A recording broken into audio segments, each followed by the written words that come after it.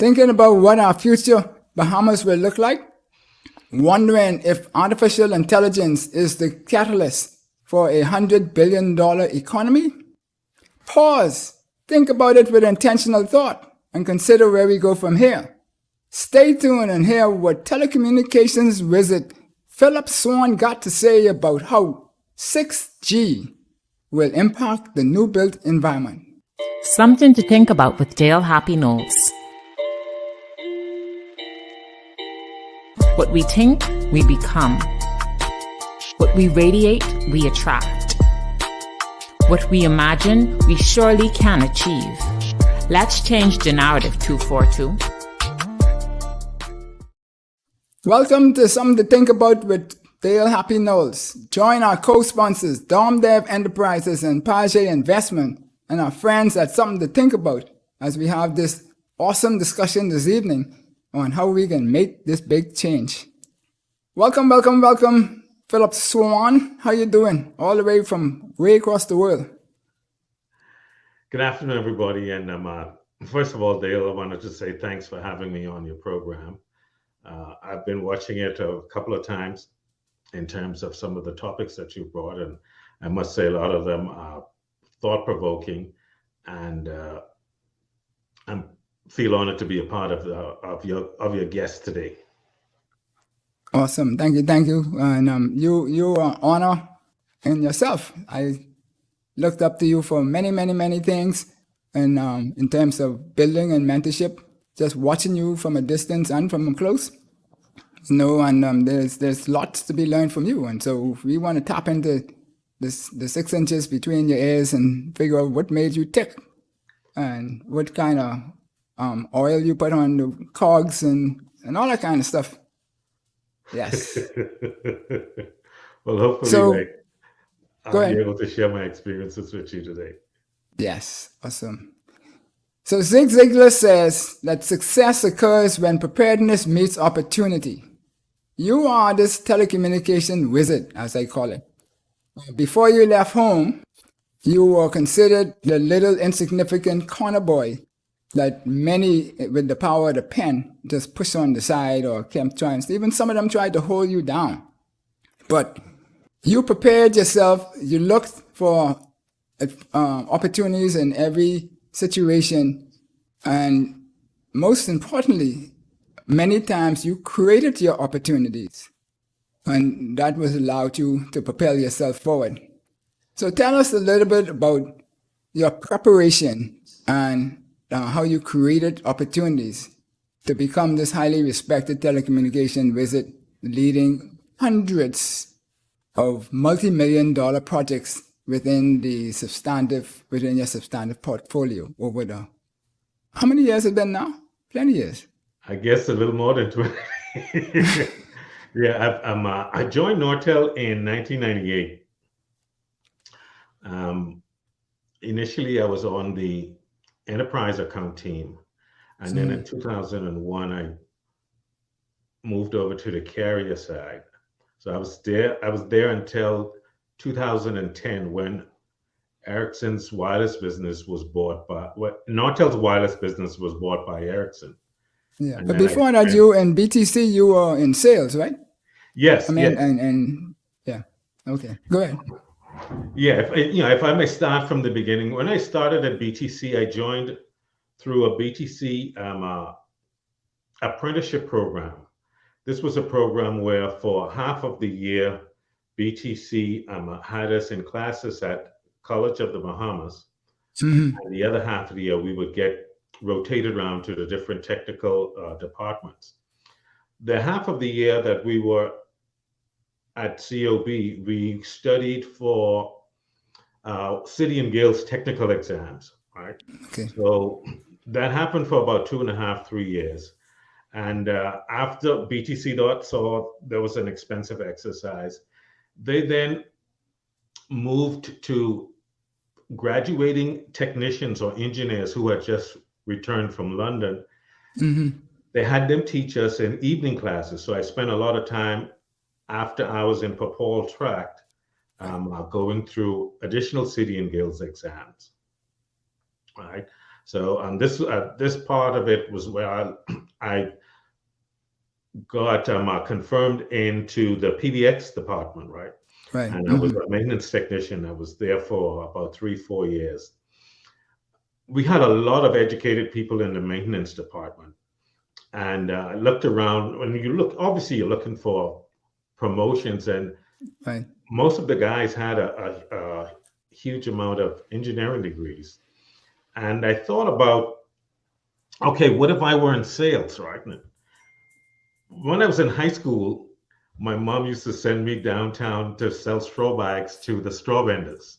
I said, well, if I can do that, then maybe I could join sales. And so Right. I applied for the sales role and got it.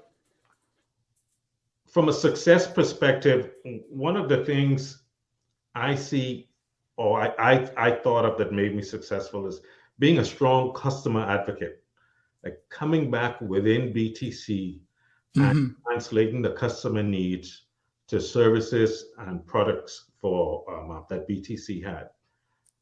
Sometimes too, we would create new services and products, right? I remember lots of times coming up in engineering and asking about, can we do this or can we do that, right? And having the engineers go through a kind of a scenario in terms of, okay, Phil, well, we can do it in this way, we can do it in that way, right?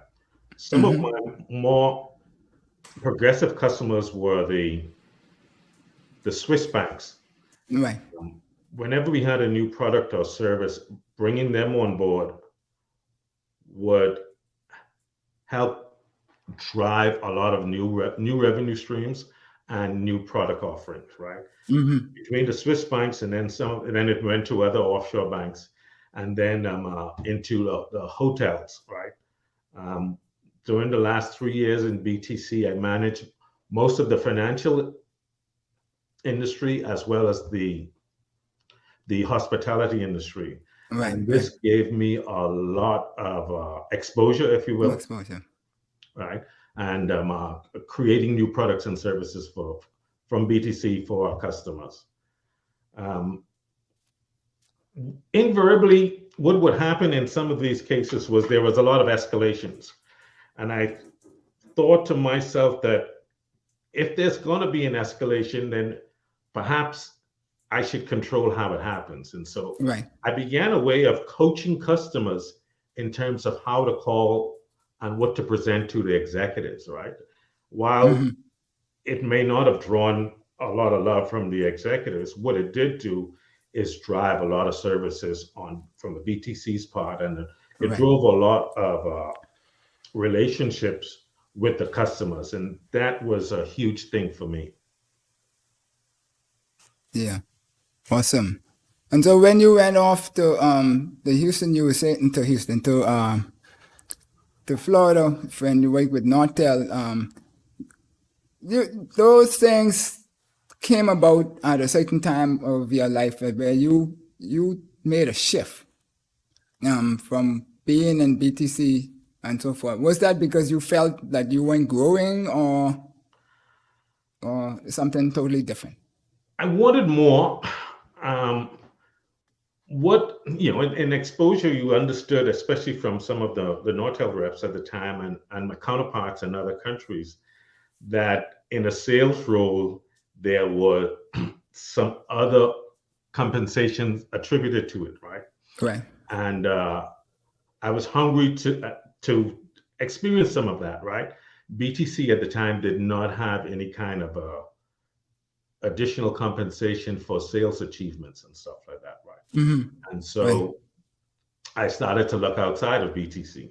I actually started, because the department, I wasn't going anywhere, I actually looked in other places of BTC.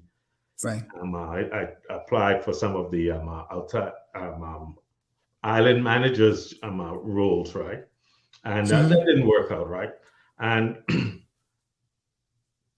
for me, the big break came with the Atlantis phases expansion, right? Where there was a huge amount of infrastructure that was needed from a telecommunications perspective. And I became the de facto lead in terms of presenting all of the technology and the products to Atlantis, and Right. subsequently bringing in Nortel as the manufacturer or Supplier. vendor for Right. these products and services. And after we were successful in landing the Atlantis business, Nortel was looking for additional people for the Caribbean. They approached me. Initially, when we were going on an interview, right, it was around December timeframe, where there was a usual policy at that time where no one was allowed to go on vacation during the December timeframe. Right. Right. And so what No, I too did well. was reach out to the managing director at Nortel and said to him, well, perhaps the best way to do this is to speak at BTC's general manager level, where Michael Simnett was at the time. And that created the environment, because I felt that going through the regular channels, I would not get the desired response, right? And Mr. Simnett was very gracious in allowing me to go for the interview process.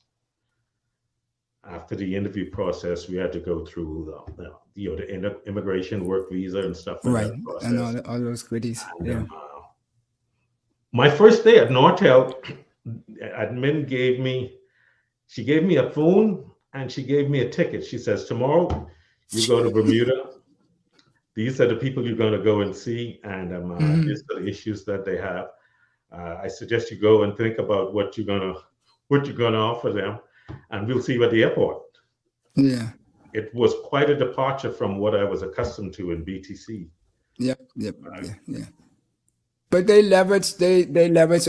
appreciated the fact that you educated yourself, and then you also prepared yourself because you worked in protocol on the side, and that helped a lot with interaction and how things are supposed to run and all that kind of stuff. Right. Oh yes, the protocol days, were really, really great days. From time to time during, let's say you guys just had the CARICOM heads of government conference in Nassau, right? And we would get seconded from BTC to work those events, right? In those events, you were exposed to a lot of heads of states, a lot of ministers of foreign affairs and ministers with other portfolios and stuff like that. And it drove a different kind of behavior. You had to always, one, be on your P's and Q's, and two, always do research on countries in terms of what those countries' agendas were, and two, what these prime ministers were looking out of the meetings, right? And those kinds of things, excuse me, would help drive how you approach your conversations with them, developing meetings and putting meetings aside with local cabinet ministers and stuff like that. It was really a great time. Right.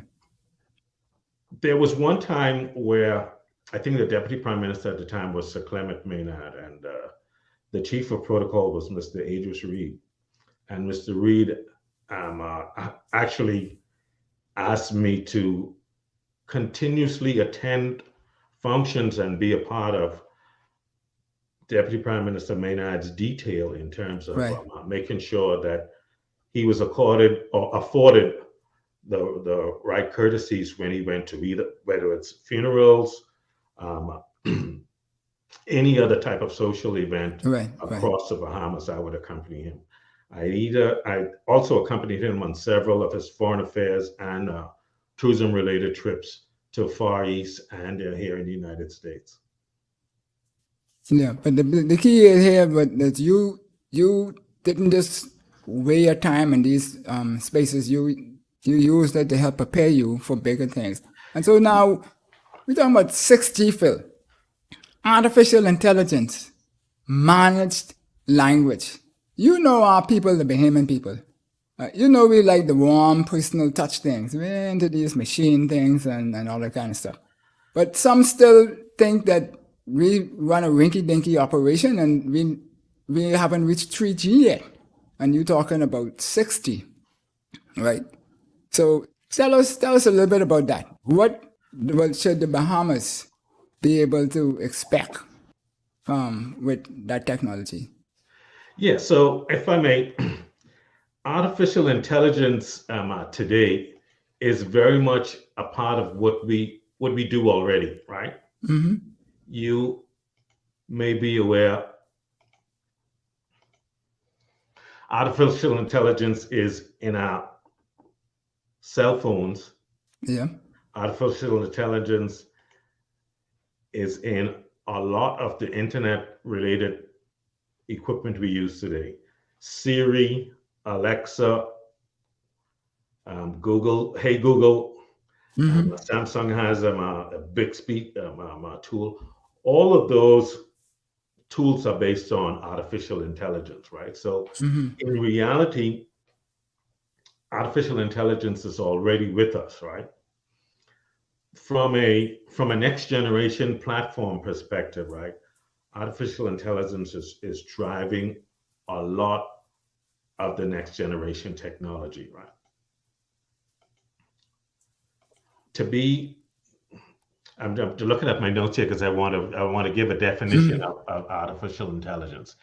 Artificial intelligence refers to a simulation of human intelligence in machines that are designed to think and act like humans, right? So these machines can be programmed to perform tasks that are typically require human intelligence. Some examples, like I mentioned before, speech recognition, Mm-hmm. making decisions, solving problems, and understanding natural language. Right. AI platforms can be trained on evaluating large amounts of data. Now, this is really important. Evaluating data and using complex algorithms to improve their performance over time, Mm-hmm. right? So you may hear names like machine to machine or deep learning. These are all subsets of artificial intelligence. And what is happening here is the next generation technologies are going to using a lot of this, a lot of this to manage their 5G networks. Okay. So you Mm-hmm. remember, I guess we used to have a saying that if you can measure it, you can manage it. Yep. Yeah. And with Butler. with Trucker. large Mm-hmm. sums of data today, right, you can statistically look at data, make predictions, and from the predictions, actually be a lot more proactive than we have been in the past. And let's take, for instance, let's look at it from a telecoms perspective. BTC would have had a knock, right, Yep. which actually gave you a snapshot and would give you alarms as to what is going on in the network, right? Yeah. The What entire network. artificial Mm-hmm. intelligence today does is actually go and make repairs. And so what you actually see sitting in a knock, it's not that a cell site went bad. What you should be seeing is that the cell site had an issue and the issue was resolved because we had artificial optimization schemes and algorithms built into it to actually Right. address the problem. Yeah. Cool.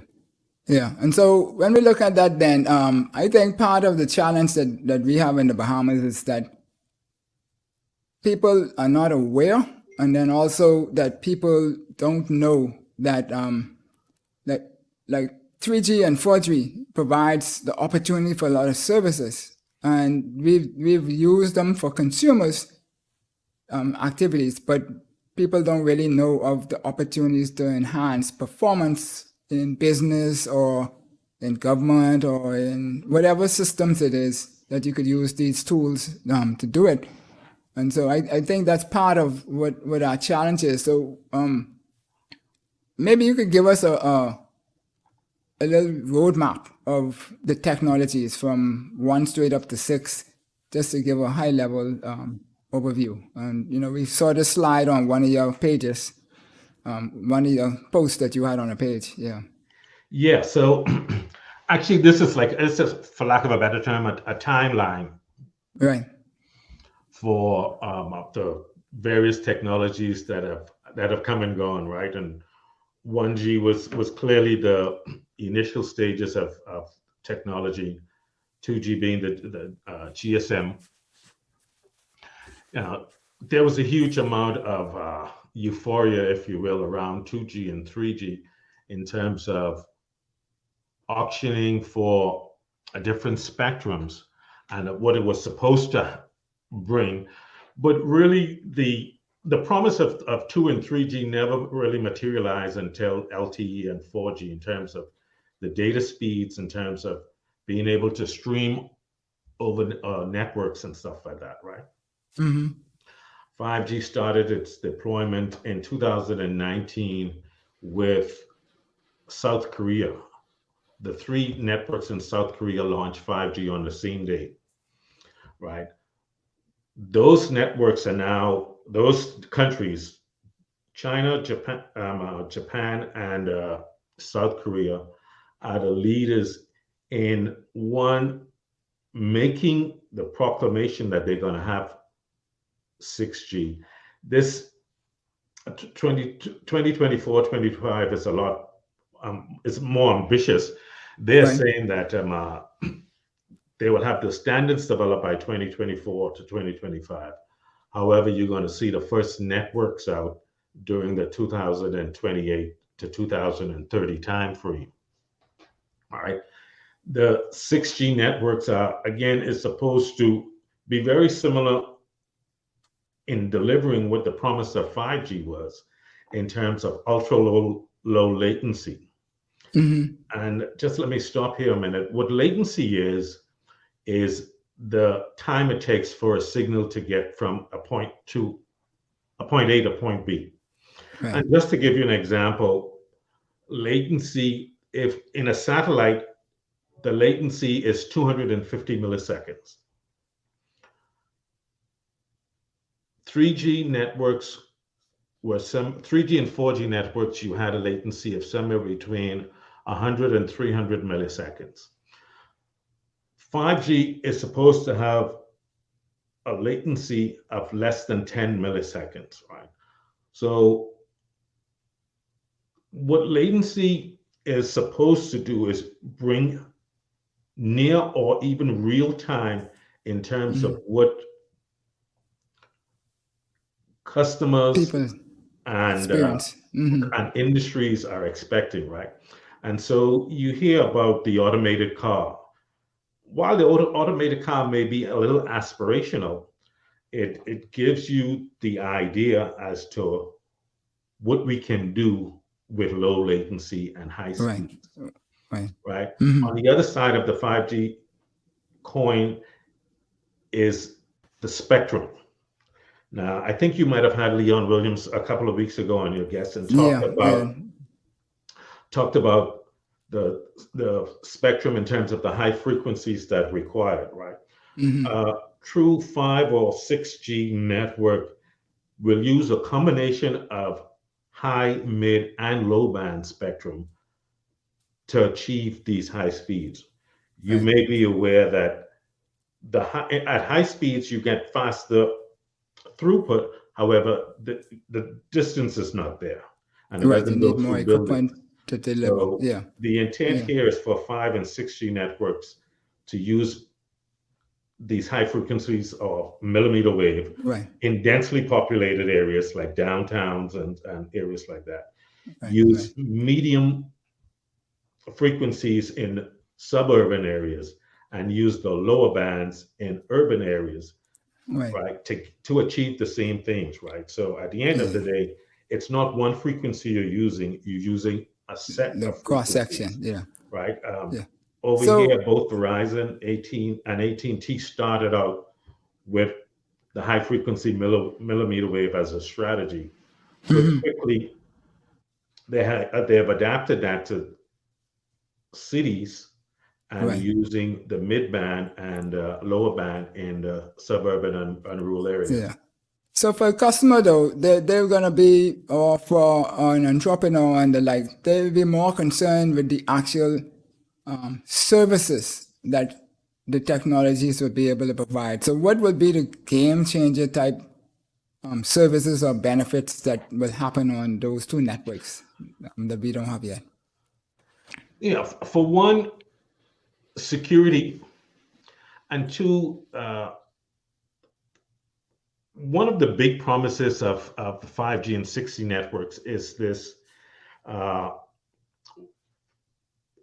feature called private networks.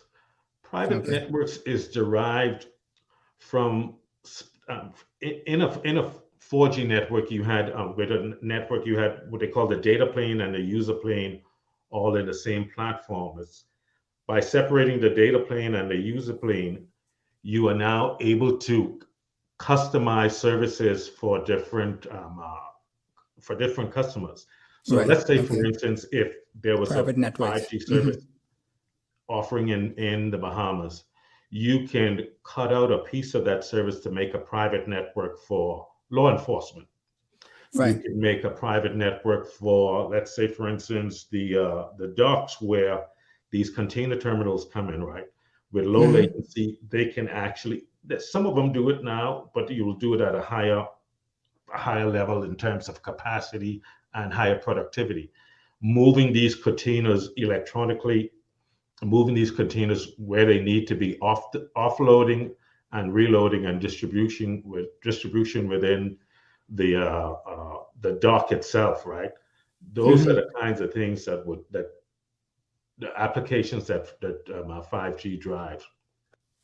Yeah, so these basically put everybody on par wirelessly with what can happen in the wired networks. And that's the caveat here, right? Because I mean, if you have fiber to any event, then that's perhaps the best solution.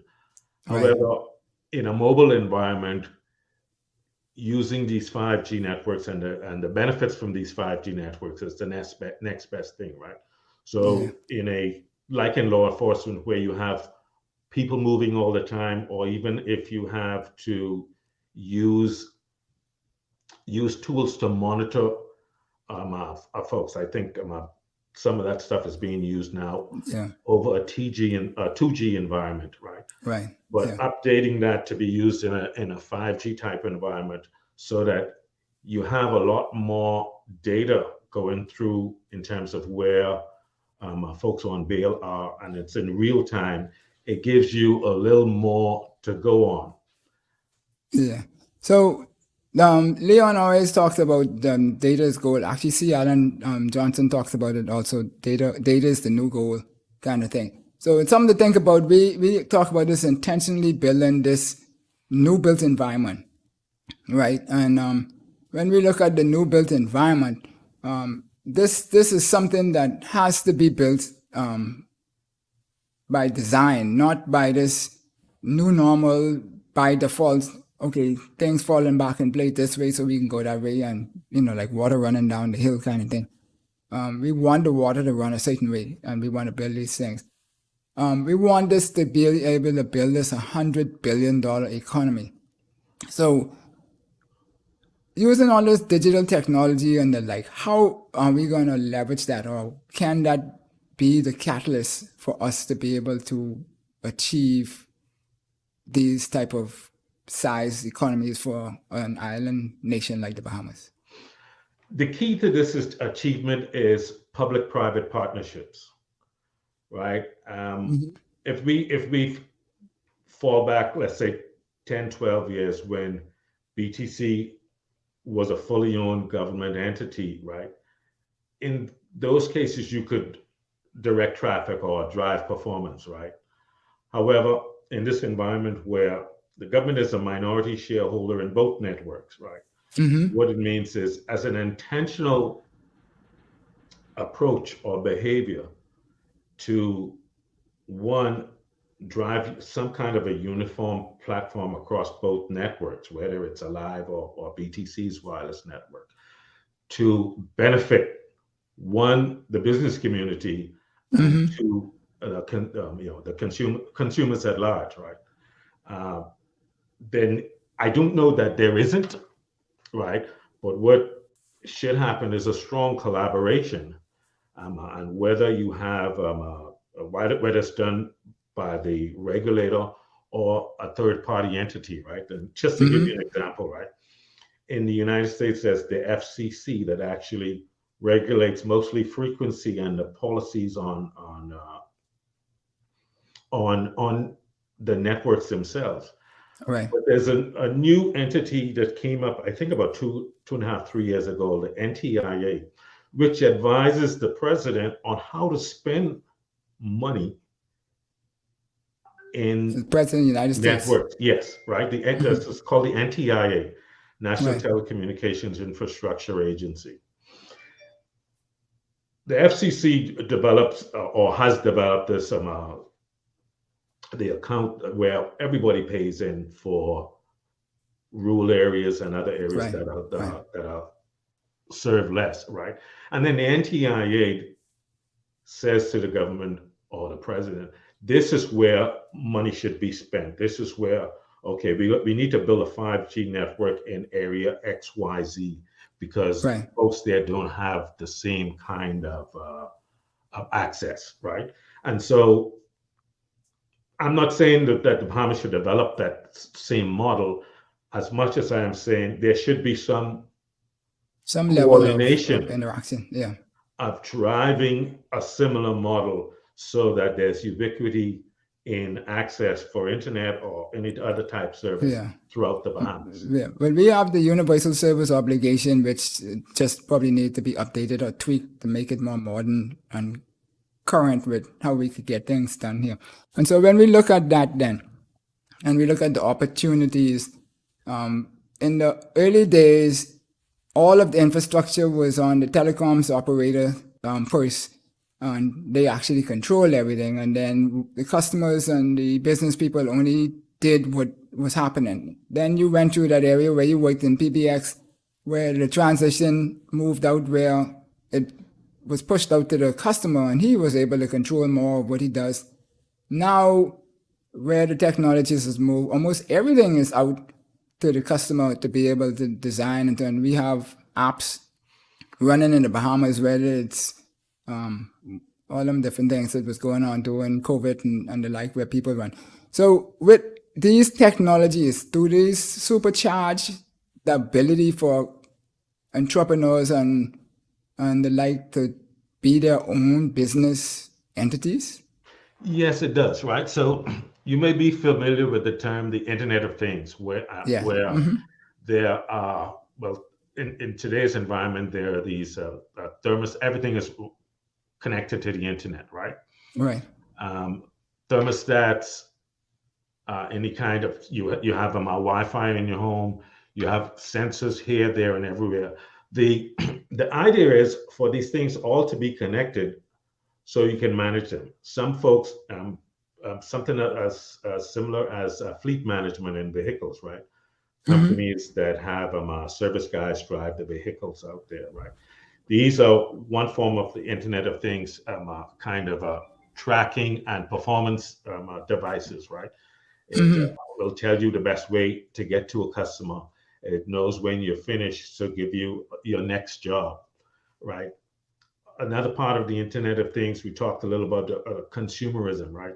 Things that would be out in rural areas that has this connection, whether it's by a 5G network or by Wi-Fi.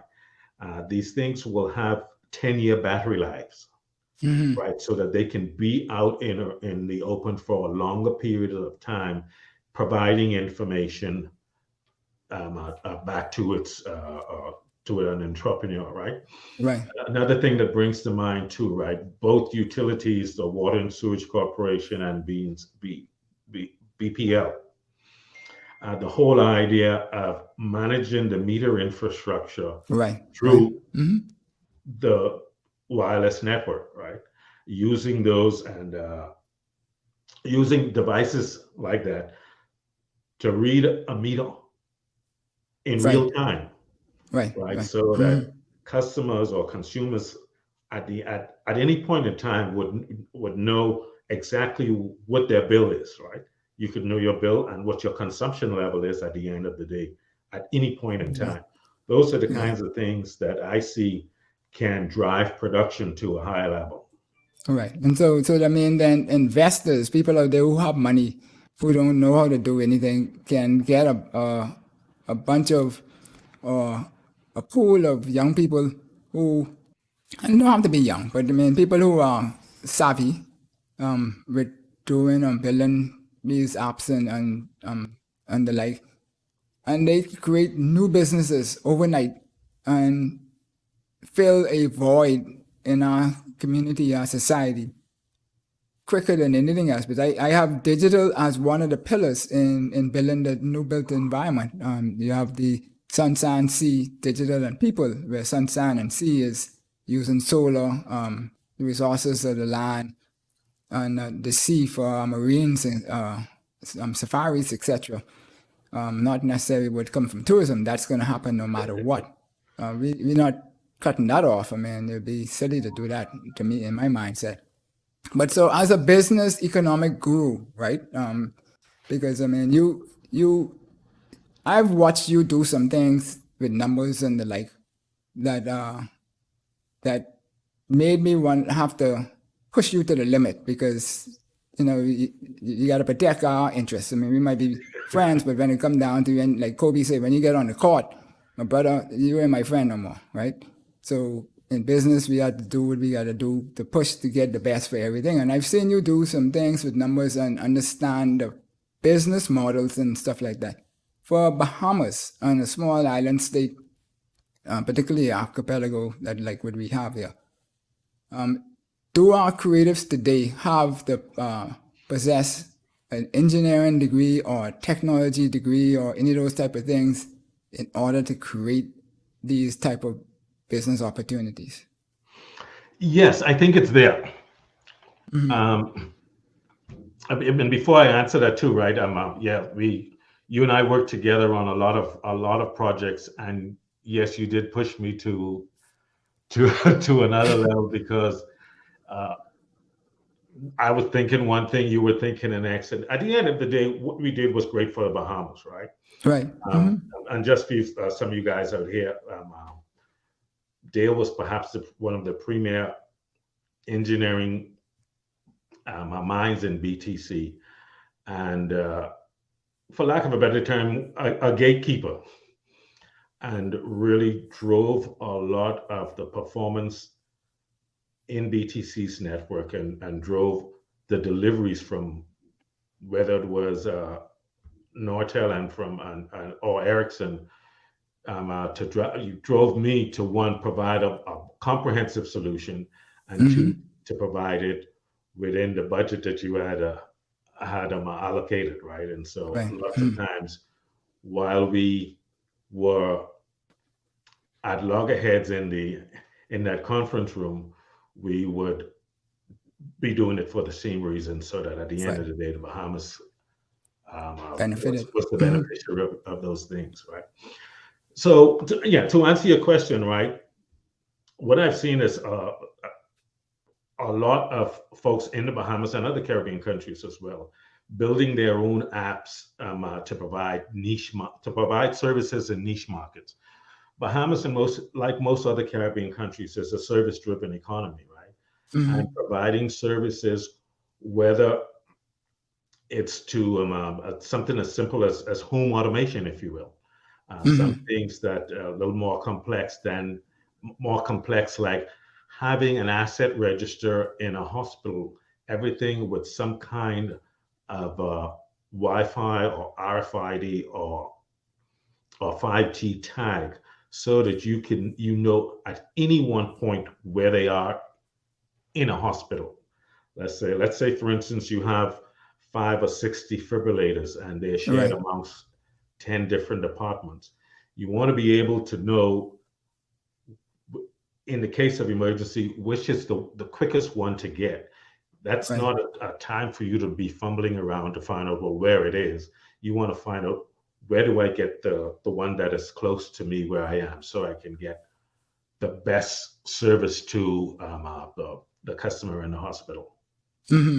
Similarly, not necessarily 5G, but the thought is of telemedicine, having where you would find whether it's a heart expert or a kidney expert who is based in Nassau, being able to perform functions on a patient in a remote island, just using sometimes robotics, right?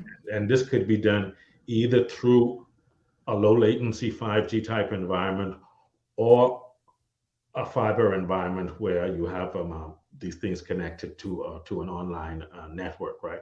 Those are the kinds of things that really drive, one, progress, and two, can increase the quality of life going forward for citizens in the Bahamas.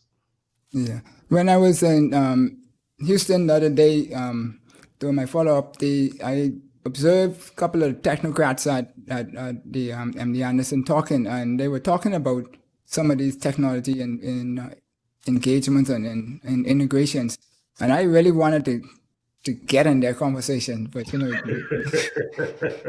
had to stay away, but you can't, people get sensitive when you just button and whatever. But anyhow, so, that's $1 billion operation. When I say billion, multi-billion operation. And so they doing it, but the small man could find niches to do these things too. And so when we come back, we want to start talking a little bit about some of these ways that which we in the Bahamas could leverage the technology that we already have, even though it might be a little slower than the others, but it's still there. And we need to find ways to be more entrepreneurial in our activities, because there's bright minds out there. I mean, I might have been a bright mind one time ago, but these people, they like the technology. They just run it much faster than what I could run or what I did run. So you're watching Something to Think About with Dale Happy Knowles, and we're here talking with Phil Swann. He's a telecommunications wizard, as I call him, because he does wonderful things and make things come true, which didn't look like it was going to come true before. And that goes with a lot of his pedigree that he got from his parents and the rest and all those different people. So we'll be right back.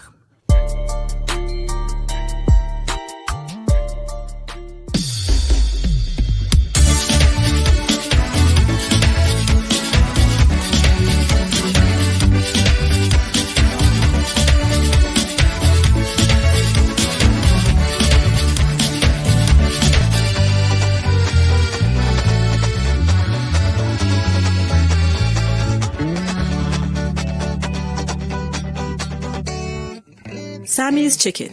There's nothing like it. When you're looking for clothing, you can shop from store to store. But when you need gowns and tuxedos for weddings, proms, or any black tie event, there's only one name to remember: Buttons Bridal and Formal Wear, since 1986. Enjoy gowns and tuxedos for any budget. We'll see you at Buttons Showroom in Cable Beach, Nassau, or visit buttonsformalwear.com.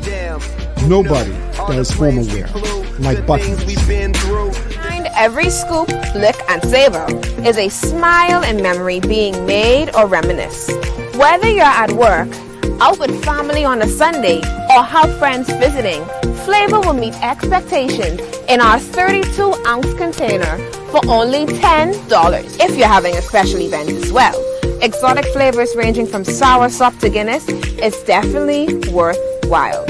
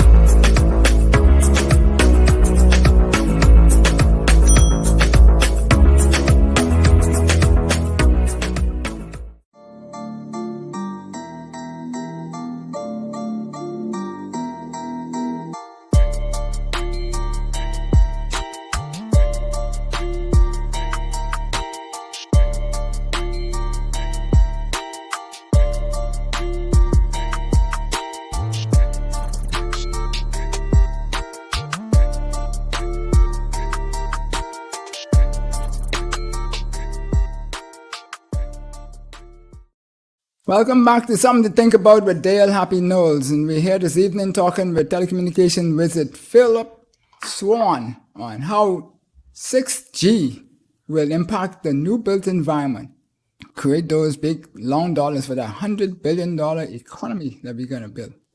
Welcome, Phil. Good to be here. Great.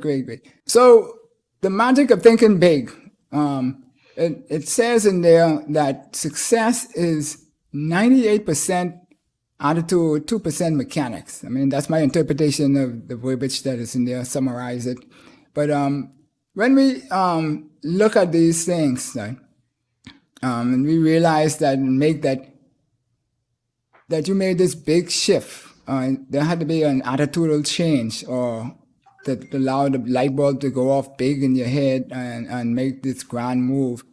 And in the Bahamas, I always said, how the telco went, so goes the Bahamas. That was back then. Now it's the sector, how the telecommunications sector goes, so goes the Bahamas. And I looked at the numbers that we get in our reports and stuff, and sure enough, if I map out some of the technological changes and some of the things that we've done over the years, and that includes what the new entrants have done also, that, that's the way it's moving. But right now we sort of stagnated in a way.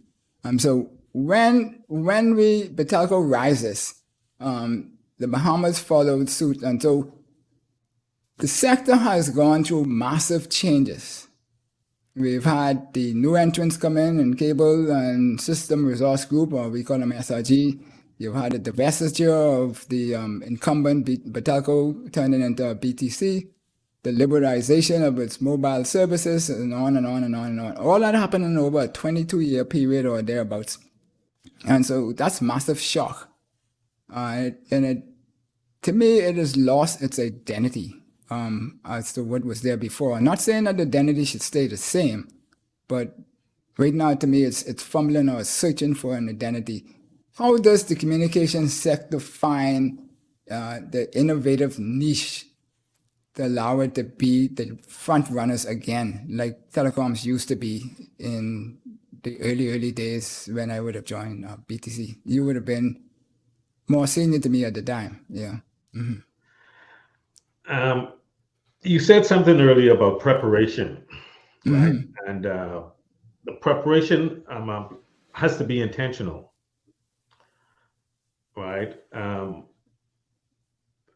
A standalone BTC or a 100% Bahamian-owned BTC only had BTC to worry about. Right. Right.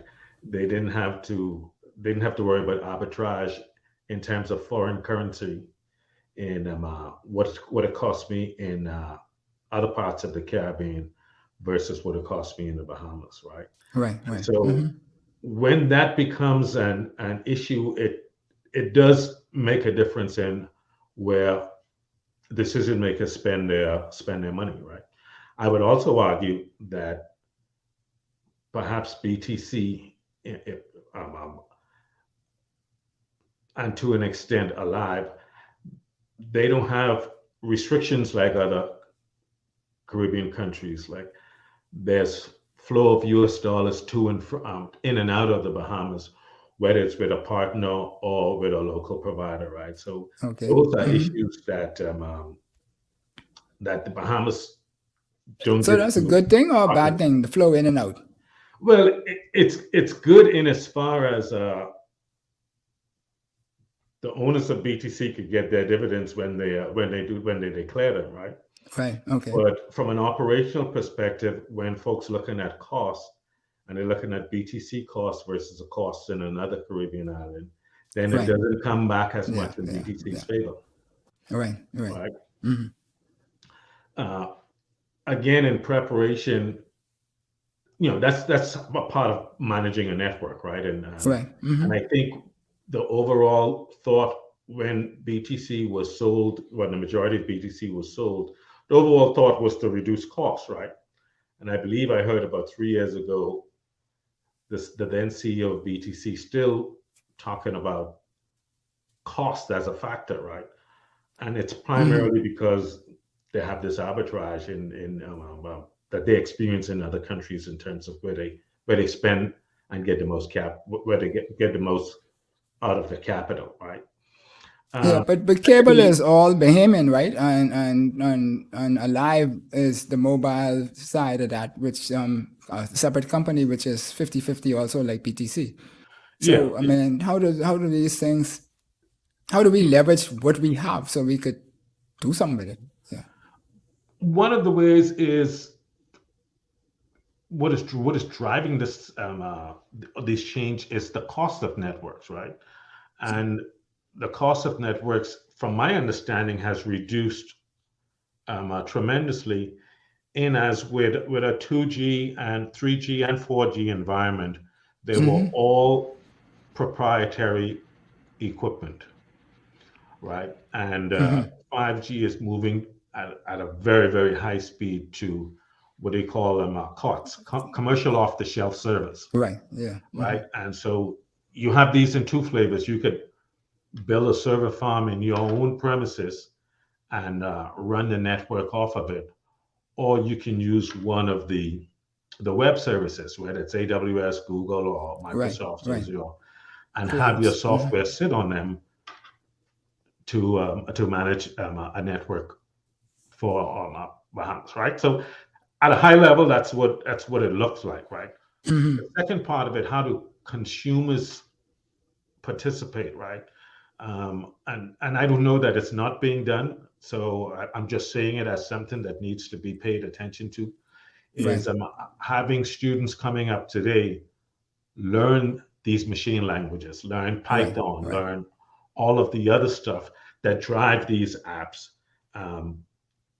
All of these, I would say, providers, right? AWS or Google or Microsoft, they have these platforms where folks could go in and play and develop small apps, try it out there, test it there, and you can do this for free on any one of the platforms, right? Test it out there, and then make it commercial, drive it, and it's any idea you come up with. Do you feel that you find a need for a service, right? These ideas can run right off the platform, whether it's Google Cloud or Azure, or you can have it on a data center that sits in the Bahamas, right? The idea here is to encourage this kind of thinking and behavior among high school and college graduates today, so that they themselves can define what happens in the future in their Bahamas. Yeah. So when we look at that, in 2007, I presented to the then executive body, which I was a part of. I negotiated with Cisco for them to build a lab at COB and for them to manage the lab, provide all the technology. We will provide the students and we will provide the support from BTC's point of view, in-house, XYZ, etc. And the idea was for that to be an incubator. And so for some of these same type of things that you're talking about, manual might not have been as far advanced as what it is today in terms of the services, but it have been still services that function. So you're saying that is a critical thing today then, that something like that is to materialize. That is critical for future leaders in the IT environment or in even the entrepreneurship environment, right? You have a product. How do you automate that product so that you can scale it? Right. Okay. For the entire Bahamian market, right? And to me, these are the things that you want to be able to do, right? I would say there is. Let's take what happened in the past. Let's say something like, just someone providing a lunch service, right? Right. How much of a challenge it was then to get your menu out there. You would have to advertise it on ZNS. You don't have to do that today. You have social media platforms to say, okay, well, we got pea soup that we're serving, and or we have this, or we have that, or we have the next, right? This is the social media platform that we've come to grow. So I don't know. I haven't heard it. I haven't listened to it in a long time. Would be great Yeah. to see how the community page has evolved from a ZNet perspective, Mm. then to how folks communicate now. And I imagine Facebook is probably a prime media for advertising. Yeah, let's leave that Right. one for a So while. But taking that to the next level where you have a product or service and you can implement it. Let's say somebody who wants to operate a Wi-Fi service, right, right? You don't need a huge amount of infrastructure anymore, right? You can manage it all from the cloud. right, And as you bring up customers, you connect them through the internet to the cloud. You have, and your customers will have a dashboard, if you will, of what the network is doing. You can turn it on and turn it off at certain times. You can increase this speed for certain customers, decrease speed for certain customers. The stuff is all customizable through a and cloud all this app. is transparent of the operator. Transparent, yeah, regardless of who Right. the operator is. Right. Not like in the old days when you had to call up Phil and say, Phil, go talk to this one and go deal with that. And then all this is happening at light speed, folks. So, Yeah. get in the classroom, learn your stuff. Right? Yes. In the past, prior to the internet, we would have these dedicated circuits, right? So banks would have dedicated circuits between their offshore office and their national office, whether it's with Switzerland or the Citibank folks in Right. North America, right? But that's not a requirement today. If you have internet access, you set up a VPN and you can communicate. Yeah. So one of the big things that I think is holding us back as a country in getting to this $100 billion economy. Granted, people we are around the 12 or thereabouts now, but that only takes a flick of the switch, and the next thing you know, you are $100 billion. So one of the things I always said, and this is something that I did in my last 3 years or so at BTC as an executive, which was when I was given this new position, my CEO at the time said to me, your job is to take costs out of the business. We want to become competitive for the mobile environment when it gets liberalized. And so that's your job. You go wherever you need to go, do whatever you need to do, come back and show me the results, kind of thing. So costs. One of the big things with costs is people they think that, okay, the cost is the cost, nothing you can do with the cost, and so you just need to drive new revenue. But efficiency is a huge part of that cost. And if you could drive the efficiencies up, and these technologies and so forth make your business so much more efficient than what it was, that we need to leverage and lobby to get more of these technologies rolling into the public space from a feasible point of view. So how is that done elsewhere? Because smart cities have to be huge to us, because that's a very efficient city. A smart city is very efficient, and we need to have them on every island. So I talked about using these hardware, these off-the-shelf servers to bring down the proprietary nature of networks today. One of the other higher costs from an OpEx perspective in service providers is electricity. Right. I was fascinated. We were building this 250 site network in Haiti with this company, Trilogy International Partners. Okay. And they had a mechanism. Commercial power was not very stable at all. And so they had a mechanism where in a 24-hour period, they revolved through battery, a generator, and the commercial power. Right? And so they weren't dependent on any one of them. Right. When the commercial power go off in the middle of the day, the generator would always kick in. After so many hours, then they would go, because as both the generator and the commercial power was on, they were charging the batteries. And so then the batteries, had an 8-hour life shelf off of them as well, or time off Right. them as well, right? Right. And those were the things they did to bring costs down, right? What I see is something that BTC could leverage, or Alive could leverage going forward, is not only I think they do have some generators now, and that's primarily used as backup, right? But developing a solar strategy, right, that from time to time drives the usage of cell sites, right? Right. That I think helps a lot in terms of reducing the cost. Another thing that's taken the cost out of networks, they used to be where, you remember the baseband unit was a part of every cell site, Yep. right? Right now, what is happening is we are putting the baseband unit in clusters that are remote from the cell site with a fiber connection, so that you can use efficiently a set of baseband units or a set of DDUs for more than one cell site, right?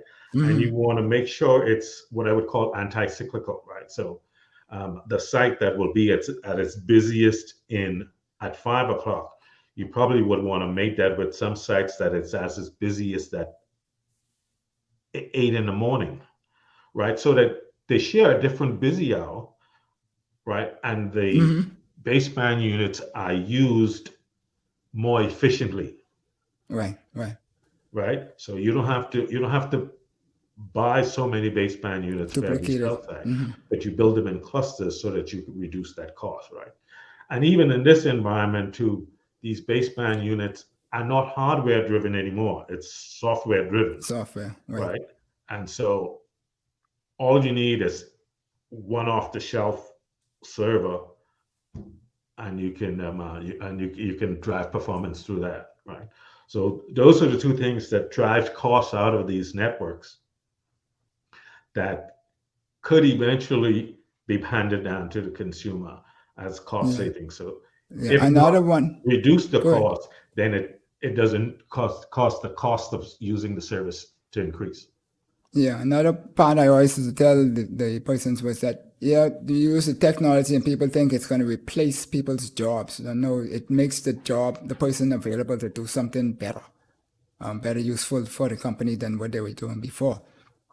Right. And so that's a part of the walk that we need to change our attitude and so that we could maximize our performance in our labor space and so forth. So Phil, what is needed to regain the leadership status that have driven the Bahamas upwards again? We once used to be in the forefront, being innovative, always in the front, going to seminars, beating up on everybody over there,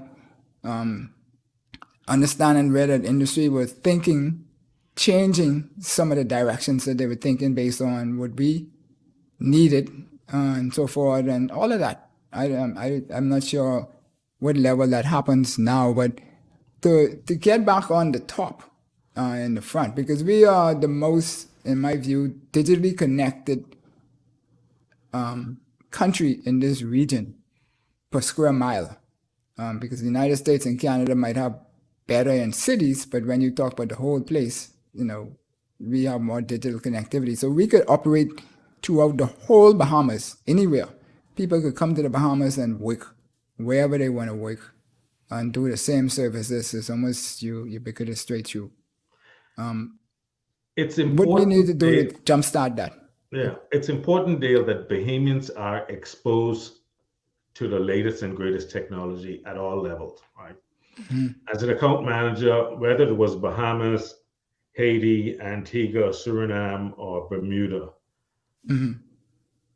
part of my goal was always to expose the folks that I chat with to what was happening out there, right? And so to that end, I would have taken or invited, whether it's BTC executives or chairmen or even the folks at the technical level who are actually working and implementing the programs, taking them to trade shows Nortel had a trade show as far as South Korea, where we had some BTC executives along with BTC engineers. Similarly, at several ITU conferences, we had BTC engineers as well as their chairman, and even at one point, the minister responsible for BTC was an attendant, right?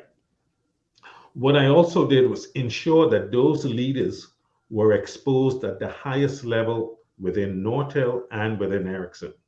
So I would say that, after Mr. Simnett, Mr. Leon Williams was perhaps the CEO for most of the time while I was an account manager, right? And what I made sure is that any event that Leon attended, he got to meet the CEO of Nortel or the chief technology officer of Nortel, so that at the end of the day, there's no daylight, for lack of a better term, between them, where the organization I was working for was going and what BTC was aware of, right?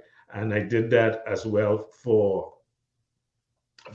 other service providers, right? I also did that for the technical folks, the engineers.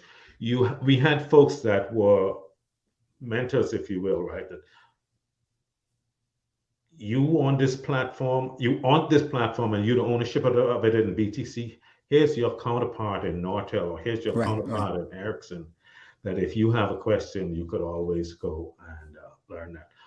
Yeah, and one the of the opportunities programs we had at Nortel, and actually I took it over to Ericsson, was a training program where you as a service provider would earn training dollars based on the CapEx you spend on an annual basis. And that CapEx, all you had to do was provide the hospitality, whether it's the transportation and the hotel fare for any amount of engineers, to whether it was an optical place and optical service of excellence place in Ottawa, a wireless place in Houston, central office place in RTP, North Carolina. Bahamians were exposed at all levels. So that when they come back home here in the Bahamas, they can maintain the networks efficiently.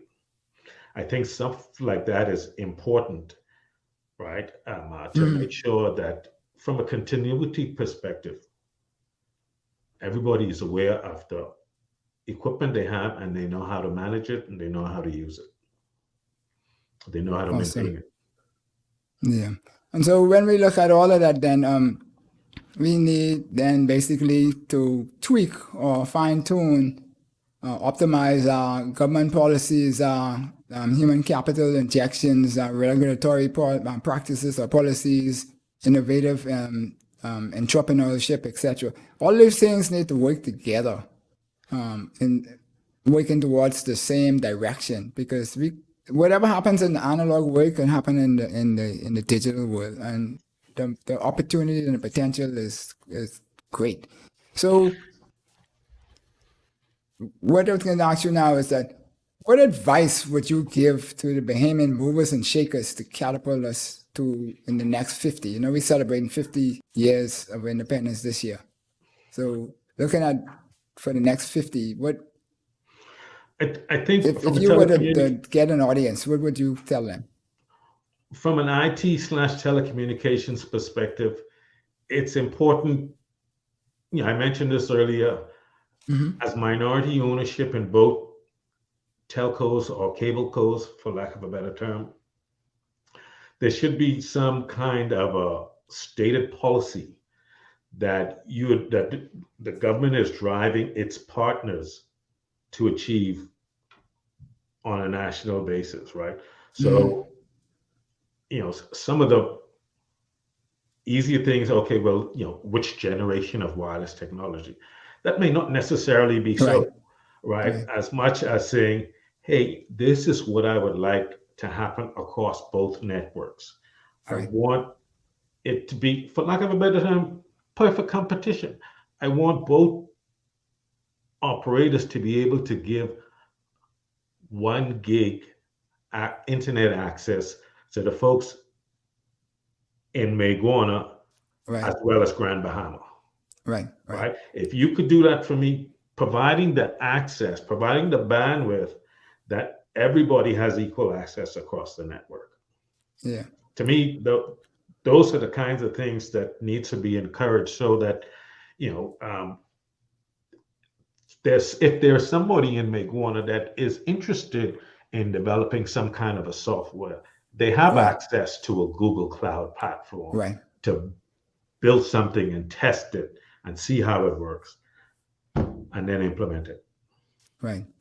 Yes, we always used to say in when we were coming up, myself and Tony Stubbs, it's not about the technology, it's about the services that we provide access to the customers and the entrepreneurs out there to do, which makes a difference. Because people used to talk about TDMA and how their TDMA, but I say some of the same services that you want to do on 3G, we're doing on TDMA today. You talk about water and sewer, we did that on TDMA.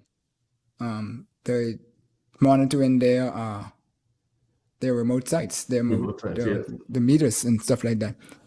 Yes. So we know you always preparing yourself. You never stop. I've come to learn that a long time ago, that when you think you get upper hand, and Phil thinks that you're getting the upper hand, he's still working.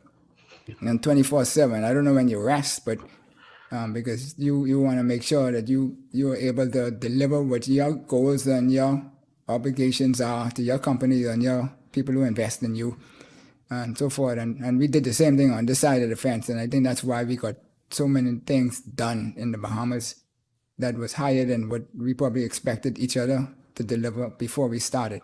But in our pyramid, what is next for Phillip Swann?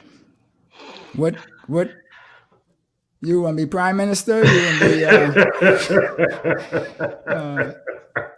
I know you have your family life and all that kind of stuff, but I mean, what from a career point of view, what would you like to see happen, and then what would you like to say to the public who are striving, the young people who are striving to be able to achieve some of the things that you would achieve? Because I mean, as a little man coming from the Bahamas, going to the United States and growing such reputation in the whole region, and having these massive portfolios that you have managed and led, I take my hat off to you for those. And that's not easy. I can imagine that's not easy. But what's next? You writing a book? Thanks, Neil. Like I said, moving here was at first a very humbling experience, and then having not only the responsibility, but folks, networks depending on you, right? Every time there was something that happened, and I'm speaking specifically on the Bahamas now. If BTC made an announcement that they're online with technicians, it meant they were online with me and the teams that I worked with at the time. Whether the teams were in India, whether they were in Canada, whether they were in Europe, I drove the behavior to make sure that BTC got the benefit of the doubt everywhere, every time. What drove me, I felt if I didn't succeed and walked back to Bahamas, the whole thought that there's Phillip, he had the opportunity, but he didn't do enough. And failure drove me. Yeah. We used to say we were going to take his passport, and he would not be able to leave until he fix it or get it fixed. Yeah. No, and I took that very, very seriously, because I felt not only my reputation was on the line, the reputation of the companies that I represented at the time was on the line. And one, they hadn't had a Bahamian in that role, and I was not going to be the one person that make them rethink they're hiring a Bahamian again. Right. Yeah. Yeah, right? But that's big. I mean, I'm still in the telecoms industry. Mm-hmm. I still not as much wireless as it used to be. I do I think I'm starting to do a lot more of a global fiber connectivity type stuff going forward. But I'm still in telecommunication. It still excites me. Um, there's always something new on the horizon, something new that Right. technology develops and folks can use to increase productivity, to increase the quality of life. And that is what drives me, right? Always looking and trying to make sure that the next level of technology gets to the people it needs to. It embraces humankind, for lack of a better term. Right. And so, with all of this millions of knowledge and experience and exposure that you've had over the umpteen years, what advice would you give to these young, minded and inspired technocrats? I call them. And not necessarily technical people, but people who looking to be nation builders and the like. Be Like how we might inquisitive. have been one time ago. What would you tell them today in this fast-moving world? Be inquisitive. Always be inquisitive. Find out why. Find out how it works. Find out, what if I wanted to do that? How can I do that? You know, one of the simple things that drove me as well was in BTC, like any other organization, it was a structure. And I was saying to myself, if I wanted to move ahead, how do I do that? Right. Mind you, in BTC, I had some great mentors, right? In the sales area, I had Boots Beach and Pat Boots, right. Wilson. I got to work with Mr. Errol Leach, you know, during his last years there, Mr. Bartlett. These guys would always take the time, not only tell you what they're doing, but why they're doing it. And that let you do it. That helped me understand a lot of stuff, right? Yeah. My first days in sales, you know, there was a credit process, and there were some managers there you had to walk through and present the customer and get their credit rating. You know, folks like Jeannie Gomez and Barbara Dossett, they would always sit down, you know, Phillip, if this is what you want, you got to have the customer pay some more on their bill. Do this, do Right, that. right. And going there with a humbleness helped me to help the customers, and helped me. It made me a lot more, what I would say, approachable. You know? So I mean, I knew Miss Gomez because as a technician, she gave me a ride to work 90% of the time. I would stand on the corner and either her, or sometimes when her sons came back from school, they would be in the car giving me a ride back to a ride to Port Sienna. But folks who help you, right? They really took their time and showed me and told me what were the right things to do. Right. So it's good to find people who will do that in your life and help you move from strength to strength. Yep. So Phil, you know, you way over there and I way over here, but it's good talking to you again and seeing you actually, because you know a lot of time you only talk to people on the phone, but you don't really get to see. Continue to do all of the great things that you're doing, strengthening, building the reputation, continuing to expand your brand, exposure. You know, it inspires people because especially when we would have had people at some point in time say that these people, they just eating lunch and doing stuff. Nobody cared about what the Bahamian people were doing. But and this is Bahamian studying on Bahamians too. That happens too. Not all gravy, rosy. Oh, I know. Everything will go well. There were some battles out there that you had to win. And thank God you get through it. And look at you now, you know? Big shot man on top of the hill. It was a great experience. I don't think I would change it for the world. And at the end of the day, I saw myself as helping the Bahamas, and hopefully I would have done that. And hopefully I continue to do that. any position I'm in and out in gives me an opportunity to help the Bahamas, I'll do that. Right. Awesome. Well, folks, you've been watching Something to Think About with Dale Happy Knowles, and like we said, we are here with Phil Swann, and we're talking about the technologies, the 60s and the rest of those, and how we could leverage those to build this new built environment, which is going to make us be sustainable for years to come and raise our quality of life. And that's what we're all about here on Something to Think About. And we hope you found value in the show. And if you have some change on the side and you want to invest it, you need some persons to help you through on it. On his side of the fence, Phil is there. He'll find a contact for you and drop it in the link below. And you can always reach out to Dom Dev Enterprises and we'll make things happen and so forth. So thank you kindly, Phil.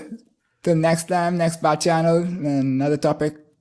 We'll come back and save the world as we do from day to day. So what we like to say is we pause, think about it with intentional thought, and consider where we go from here. Subscribe, like, follow, and watch more videos. Have an enjoyable evening. Salut. Salute. Thank you for having me, Dale. You're welcome. Enjoyed the show? Then subscribe to us for more educational and inspirational content. Ring the bell so you never miss a show. Let's change the narrative 242